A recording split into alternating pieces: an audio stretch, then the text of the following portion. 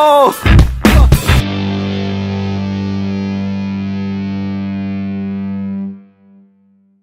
Okay, today I'm going to be doing a Heritage single action 22 revolver review.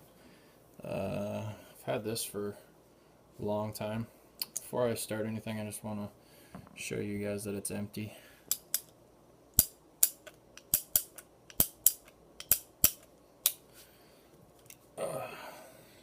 Like all my reviews, I want to start with the cons first, and there's not a whole lot I have to this. It kind of is what it is. If I was going to pick at anything at all, it would be adjustable sights. But I mean, most single action revolvers, the older style, don't have single action adjustable sights at all. But these are fixed sights, and you know, for fixed sights, they're pretty dead on. I'll show you a target I punched out a few weeks back from I think 11 feet.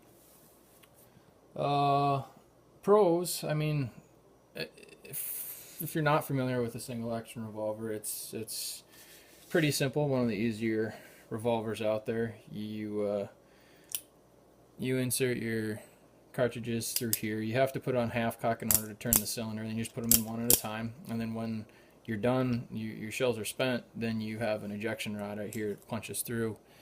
And you do that for every single cylinder. It's a 6-shot. I mean, most of them are.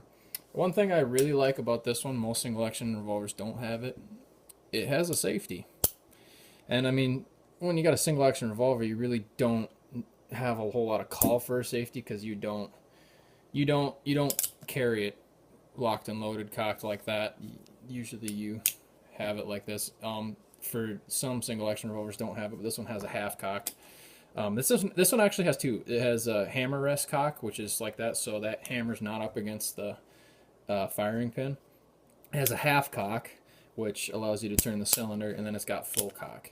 The cool thing about this safety, if we get right up in there, you can kind of see it's a physical hammer stop safety, which means that it's one of the very few rimfires I feel comfortable dry firing. I don't have any problem with that at all. I know it's going to be structurally okay, and I know that there's no physical way that hammer is going to hit that firing pin.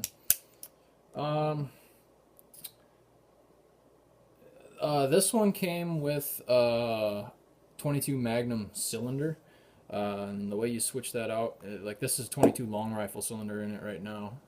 22 Magnum cylinder basically looks the same thing. The only thing is it's a little bit heavier, a little bit hardier, handle that heavier charge. But the way you take it out is you got this pin right here. And it's pretty simple. You just push that pin in, pull this other pin out, and then you got to flip that hatch open and the cylinder dumps out. And then to put the 22 Magnum cylinder in, it's the same way. You want to make sure that part faces the butt of the gun. Stick it in right there. Close that latch. That kind of locks it in, but to really lock it in, you grab this rod, put it back in that little hole there, push the pin in, make sure the cylinder's lined up. If you have it on half cock, it kind of gives you a little bit more ability to adjust. And then just pull that pin out, make sure she's in.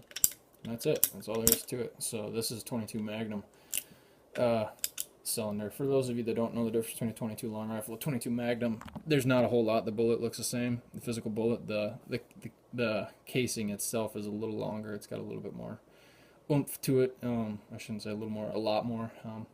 There's great critter gun. If I was gonna categorize this as why I have it, it's a critter gun for me, and it's good. I mean, anything you got laying around, it'll pretty much take care of.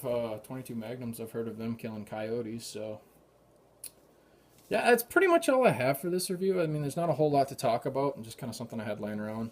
This is a Heritage Rough Rider. I picked it up for $200, $150. I don't remember what the retail on it was.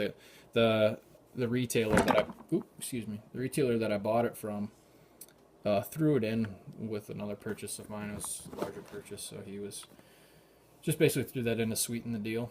And so far, it's all good. This one, I mean, you can find nice grips for it if you want to get like pro grips. This one's got a Turkey Foundation special edition grips. Came in a nice little display case. But I've never had any problems with it. I've probably got, not many, 3 3 to 500 rounds through it, just a brick of 22 ammo, I would say, which is a bitch to get nowadays. Takedown, I mean, for cleaning, not a whole lot to it. If you really wanted to get up in there and get all in the tiddly bits, there's those screws you can pull out. But what I normally do for cleaning, I take the cylinder out, I'll brush the barrel, and then I'll brush into each individual chamber of the cylinders. Rifled barrel, pretty standard. I mean, like I said, if you don't have a whole lot of experience with single action revolver, some of that might be new information for you. But it's the only difference between that and a normal, old fashioned Colt Peacemaker is the safety and of course the caliber. But I mean, it's styled after the Colt Peacemaker. Yeah, I'll show another clip here of what it does on the range. I'll probably do a gun or a range review of it some other time. Okay, looking back on my records, this is the first target that I shot at it with. I think I shot it at... I don't know if I have it listed here, but I'm assuming I shot at like... It was either 11 or 33 feet. Those are the two distances I usually shoot at. I'm assuming that center one was 33, and then these outside ones were 11. And I mean, for fixed sights, yeah, it took me a while to figure out where you're shooting on paper, and you got to be really consistent with the way you hold your wrist. But yeah, I can't really complain. I had a SIG 1911-22 that would not put out anywhere near those kind of groupings, so I was overly impressed with that. But anyway, if you got any questions, leave them in the comments below. Remember to like and subscribe, Midwest Outsiders. Thank you.